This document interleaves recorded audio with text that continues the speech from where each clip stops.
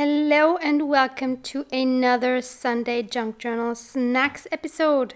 As you can see here, I am working in my current planner.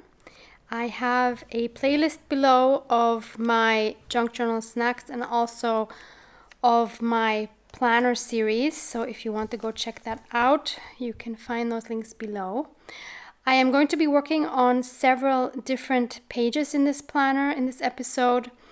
And I'm starting off by making a simple neutral collage, which I think are pretty much my favorite to do. And I think these kind of Junk Journal snacks videos are my favorite to do, not because they are shorter. They're actually not always shorter because I just sometimes cut them down so much to just be the snack size. So I call snack size what's under 20 minutes. It's because this is the closest that I usually get to having some just very relaxed playtime, me time in my journal.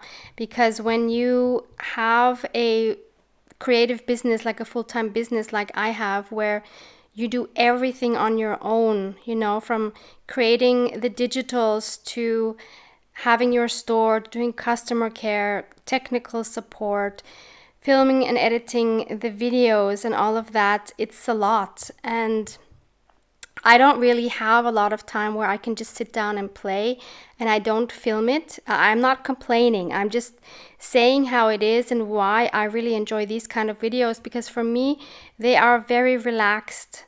I don't have a specific theme. I just sit down, take my ephemera and I play.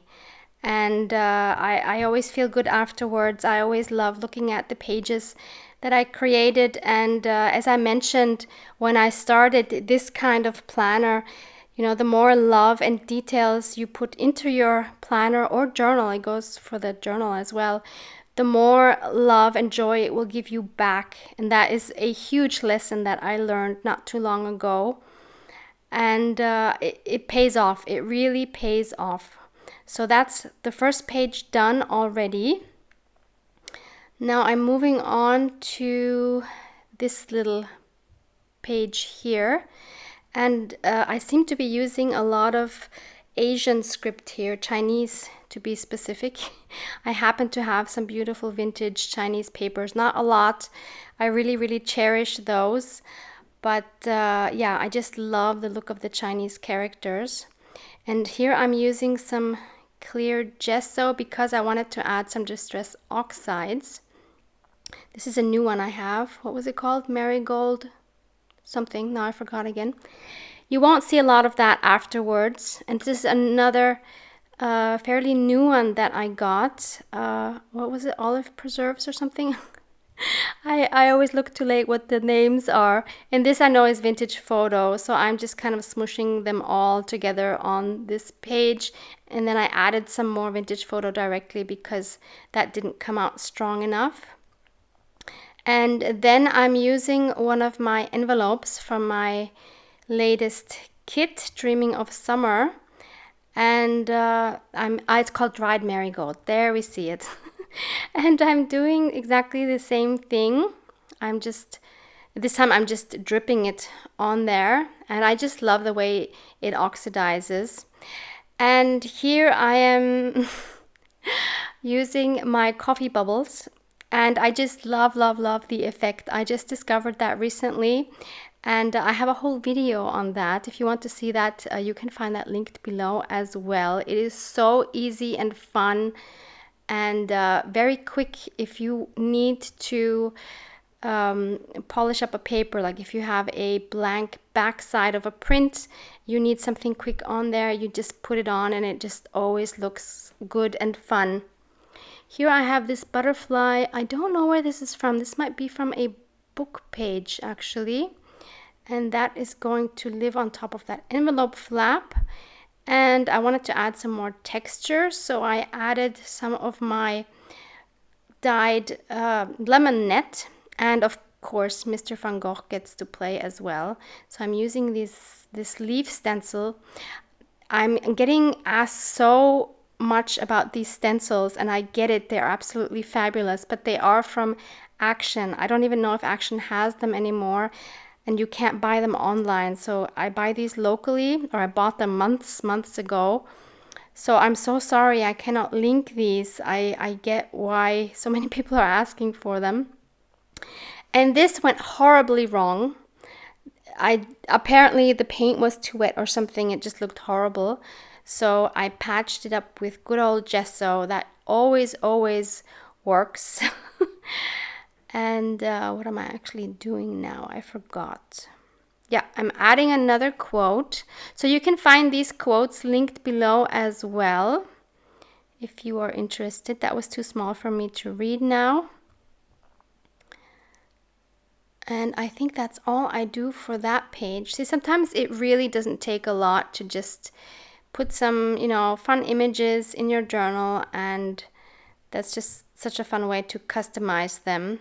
Here I'm using one of my tags for my ephemera, and I just made it smaller, and I'm backing it up with some cardstock because I never like when they're so flimsy. And again, on the back side, I'm using my coffee bubble method. You can't see it that well on that paper, but still it's there. You can kind of see it. And then I wanted to add a tab, and I am just doing that with cheesecloth. And I'm adding this dried flower on top. I thought that looked so cute. Then I'm moving on to the back side of that, and I have this freebie for you, which I will also link for you below. So one of those is this dragonfly, and this goes pretty wrong, but we will save it. We can always find a way to save it. I used some little bits that I had in my wooden box to add some little decorations. So that was a tea bag label that was dyed with the tea, and some other little scraps, as well as a piece of lace. And then I thought I would just color the wings a little bit. So these are water soluble colored pencils, and I took two colors because the wings are never just one color. And then I used my brush, and then I thought I wanted to make it more lively, so I wanted to add this sunny yellow. And here we're back with my favorite color combination, but it's a certain blue and it's a certain yellow. It's actually not this blue, but I thought it worked fine. And here's when it goes really wrong. So yeah, the splattering totally didn't work. And then I used my heat gun, and they, as you can see, they blew everywhere, and it was just horrible. So I just tore out another one of those dragonflies. I printed it again, which is really a nice thing about having printables. You just print it again if it goes wrong, and I glued it over that. And then this ticket that I have there is left over from Ephemera. And I said, be happy when you make mistakes, because you can always learn from them or something like that. So that finally found a home. That has been waiting for a home since December. Then I have this journaling card, which is from the same ephemera set, and I just punched a little notch on there with my envelope punch board, which is the only thing I ever do with that envelope punch board. I had backed it on some cardstock again to make it more sturdy, and this is another piece I've had in my stash forever, and finally this now gets a home as well. It's a very simple paper pad, and I just glued some lace on the front.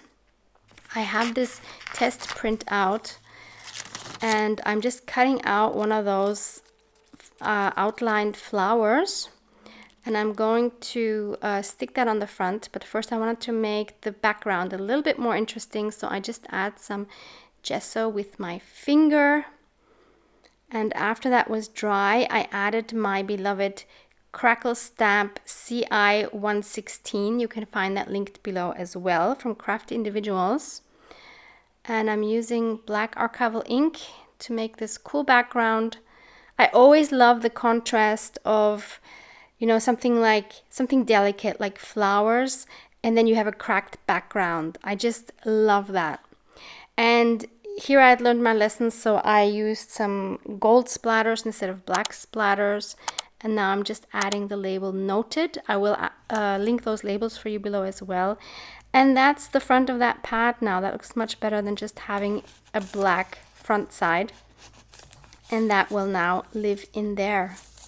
And that's it for this video, I'm afraid. I'm sorry this is a short one.